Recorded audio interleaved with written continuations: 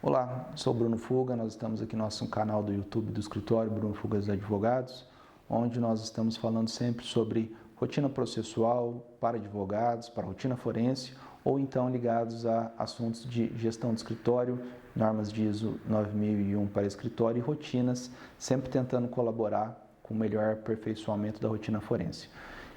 Sempre vídeos curtos, objetivos e, portanto, o assunto de hoje é a modulação e a possibilidade de modulação dos efeitos na superação dos precedentes. E eu vou comentar um pouco sobre o 927, parágrafo 3º do CPC, e preciso até ler o artigo aqui para a gente tratar sobre esse tema nesse recorte. Na hipótese de alteração de jurisprudência dominante do STF ou dos demais tribunais ou daqueles oriundos de julgamento de casos repetitivos, pode haver, esse é o termo interessante, modulação dos efeitos da alteração no interesse social e da segurança jurídica.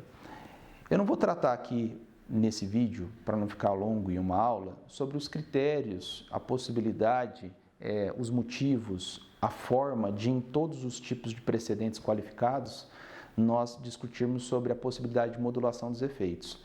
Então, o parágrafo 3º traz a possibilidade de modulação dos efeitos, assim como no controle concentrado, onde você pode ter uma superação, mas somente com efeito prospectivo e não retroativo. O retroativo, nós mudamos o entendimento e esse entendimento se aplica ao passado e, obviamente, ao futuro também, mas nós podemos ter a modulação dos efeitos do parágrafo 3º, que é o que traz aqui, onde essa superação ou essa modificação de entendimento se aplica somente por o efeito prospectivo, ou seja, daqui para frente.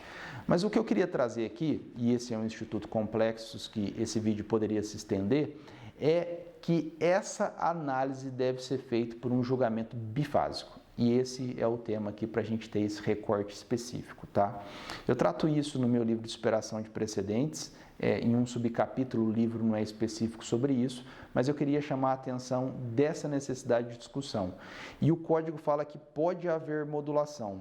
Eu acho que o código poderia ter ido um pouco a mais, porque ele necessariamente precisa julgar em um julgamento bifásico a necessidade ou não de modificação dos efeitos dessa superação, se é retroativo ou prospectivo. Por quê?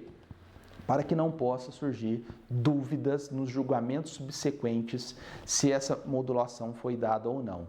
E até porque você pode ter diferentes decisões na primeira fase, que é a necessidade de superação ou não do precedente. A turma ou os julgadores entender, o órgão superior entender pela necessidade de superação, e você pode ter num segundo momento o julgamento específico de modulação dos efeitos ou não. E aí você ter diferentes posições nas primeiras ou segunda fases dos julgamentos.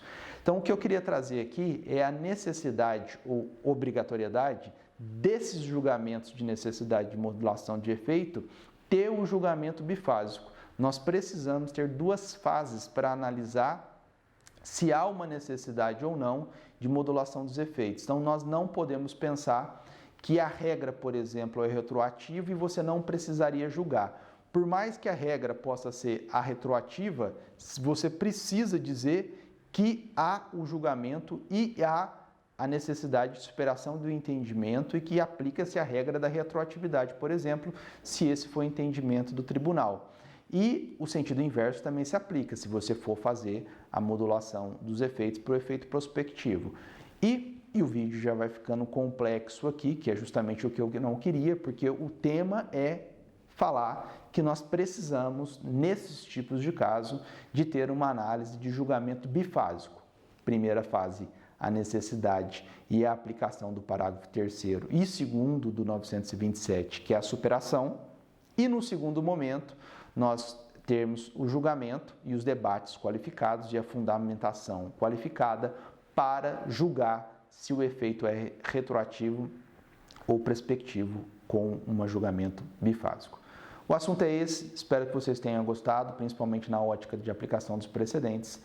Estudem, se aprofundem sobre esse tema, é muito interessante e com grande aplicabilidade ligada à segurança jurídica. Um abraço para todos.